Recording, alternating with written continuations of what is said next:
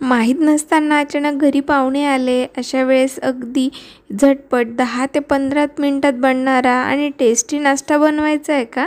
त्यावेळेस तुम्ही कमीत कमी सामानात बनणारा इन्स्टंट ढोकळे बनवू शकतात.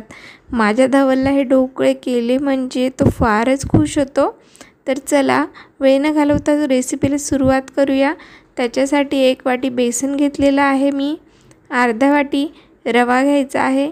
1 वाटीचं आपल्याला फिक्स प्रमाण करून घ्यायचं आहे, म्हणजे ढोकळ्यांचे प्रमाण चुकत नाही आणि ढोकळे एकदम परफेक्ट येतात. त्यानंतर आपल्याला 1 वाटीला कमी आणि अर्ध्या वाटीला वर अशा आपल्याला दही घ्यायचं आहे. हे दही मी घरी लावल्यामुळे तुम्ही बघू शकतात किती छान असं एकदम घट्ट दही आहे. तर हे दही आता फेटून घेतलेलं आहे. हे फेटलेलं दही आता आपण बेसन आणि रव्यामध्ये मिक्स करूया. यात मी आता 2 चमचे साखर घातलेली आहे. त्यानंतर चवीनुसार मीठ घालायचं आहे आणि कलरसाठी हळद घेतलेली आहे. 1 चमचा हळद घेतलेली आहे, छोटा चमचा. आता दह्यामध्ये आपल्याला सर्व बेसन आणि रवा व्यवस्थित मिक्स करून घ्यायचं आहे. व्यवस्थित मिक्स करून झाल्यानंतर आता थोडं पाणी घालून आपल्याला मिक्स करायचं आणि कन्सिस्टन्सी आपल्याला हवी तशी ॲडजस्ट करायची आहे.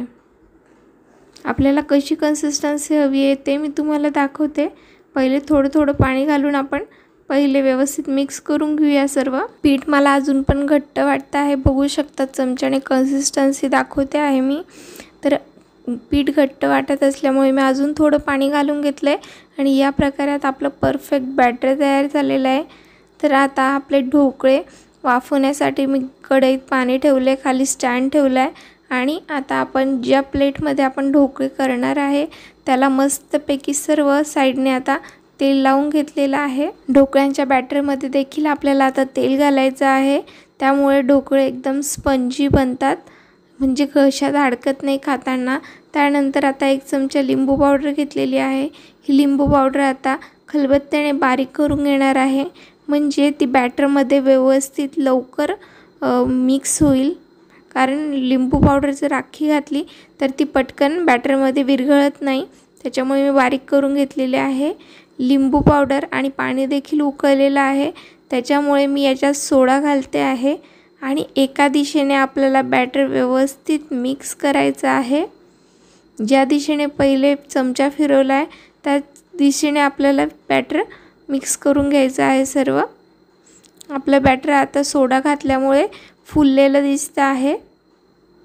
तर बॅटर या प्रकारे व्यवस्थित फुलल्यानंतर आता ते आपल्याला ताटात ओतून घ्यायचं आहे. आता हा ताट मी कढईतल्या स्टँडवर ठेवून मस्तपैकी आपली वाफ जाणार नाही असं ताट किंवा परात झाकून आपल्याला 10 मिनिटासाठी ढोकळे मी वाफवून घेतले होते. तर बघू शकतात तुम्ही 10 मिनिटामध्ये मस्त इन्स्टंट ढोकळे आपल्या आता रेडी आहे. ढोकळे थोडे कोमट झाल्यानंतर आता चाकूच्या मदतीने मी ढोकळे कापून घेणार आहे. जर गरम आपण ढोकळे जर कापले तर ते पूर्ण तुटतात, त्यांचा व्यवस्थित आकार येत नाही, त्याच्यामुळे कोमट झाल्यानंतर मी आता कापून घेतले. त्याच्यानंतर एका साईडनं फोडणी बनवलेली आहे, त्यासाठी मी त्यात गरम तेलामध्ये मोहरी घातलेली आहे. मोहरी एकदम मस्त तडतडते आहे, म्हणजे आपलं तेल एकदम कडकडीत गरम होतं. आता आपण कढीपत्त्याची फोडणी दिलेली आहे आणि तेल आता आपण गरम ढोकळ्यांवर घालूया. जर तुमच्या घरामध्ये जर खाणारे सर्व मोठे व्यक्ती असतील तर तुम्ही थोडी मिरची देखील फोडणी द्या, म्हणजे तिखट देखील ढोकळे खूप छान लागतात.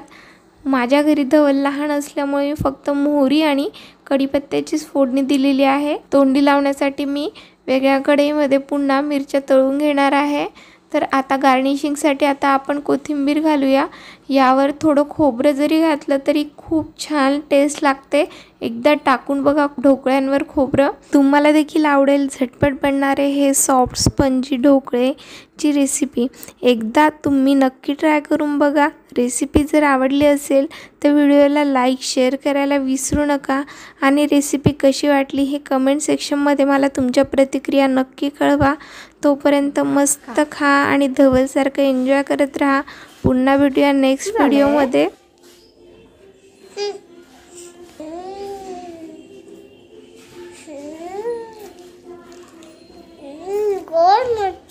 धवलला तुम्ही सर्वजण खूप प्रेम देत आहे.